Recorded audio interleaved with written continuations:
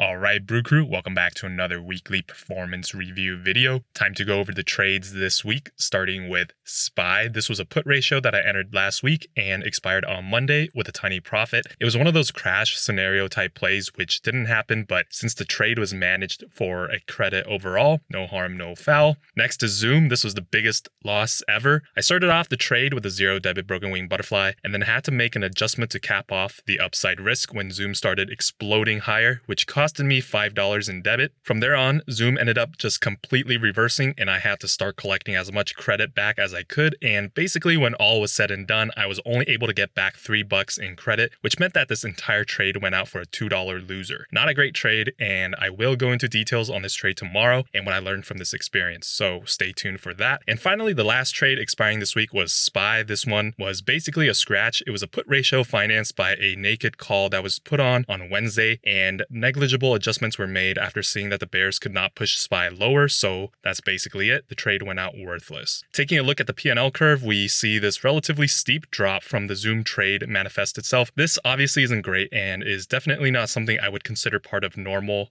fluctuation. There are definitely ways to improve to minimize the chances of this happening again. However, when you have 35 trades and one of this happens, in the long run, it's not too bad. Still, I know that's not an excuse for it to happen, but at least I learned something from this, which again, I'll talk about tomorrow, all right? But that is it for today. As always, if you have any questions or comments, feel free to leave them down below, and feel free to join us by checking out the links to our Twitter, Discord, and Twitch down in the description below. It's all free. We share our thoughts and trade setups, entries, exits, all that good stuff, all that good commentary, and all those good vibes. But for now, stay safe, Brew Crew, and I'll catch you in the next video.